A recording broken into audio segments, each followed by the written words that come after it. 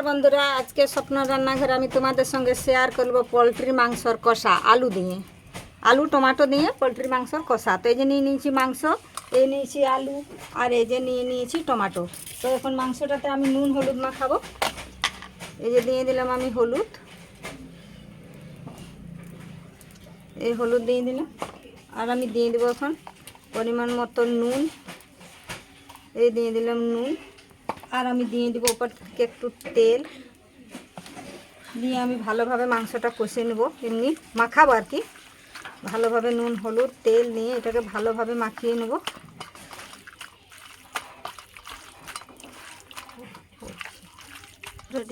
তাই দেখতে পাচ্ছ বন্ধুরা নুন হলুদ সরষের তেল নিয়ে ভালোভাবে মাংসটা মেখে নিয়েছি।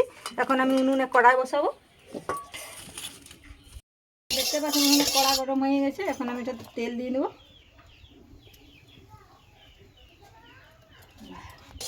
তো এই দেখতে পাচ্ছি উনুনে তেল গরম হয়ে গেছে, ওতে এখন আমি সামান্য একটু নুন দিয়ে দেবো আর আমি দিয়ে দেবো গোটা গরম মশলা ফোড়নে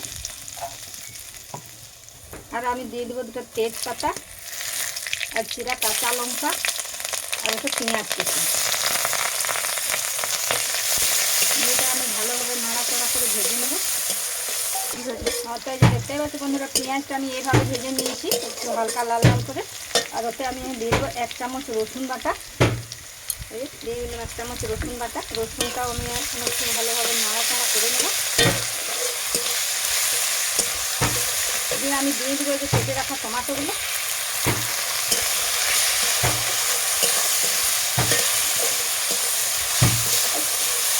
এই যে দেখতে পাচ্ছি বন্ধুরা পেঁয়াজের সঙ্গে টমাটোটা এই যে মাখা মাখা হয়ে গেছে।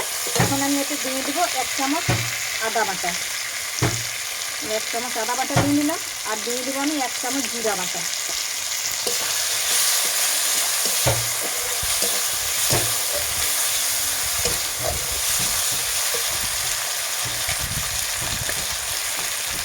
আর আমি দিয়ে দেবো 1 চামচ লঙ্কা বাটা।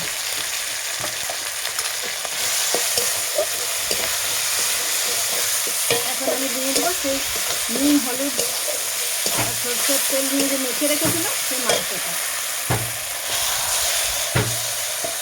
এটাকেও আমি মশলার সঙ্গে ভালোভাবে নাড়াচাড়া করে নেব।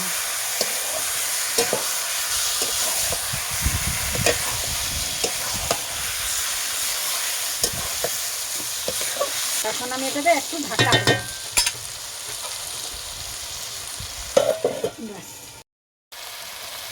দেখতে পাচ্ছি বন্ধুরা মাংসটা একটু আগে দিয়েছি, তারপরে যখন আমি সে কেটে রেখেছিলাম সেই আলুগুলো দিয়ে দেবো। এটা কাঁচা আলু এইভাবে দিয়ে সেটাকে ভালোভাবে আমি মেখে নিলাম, দিয়ে আমরা ঢাকা দেবো। দেখতে পাচ্ছ বন্ধুরা কি সুন্দর মাংসটা কষা কষা হয়ে গেছে। এখন আমি এর উপর থেকে একটু চিনি দিয়ে দেবো। একটু চিনি দিয়ে দিলাম, দিয়ে এখন আমি এটাকে নামিয়ে নেব।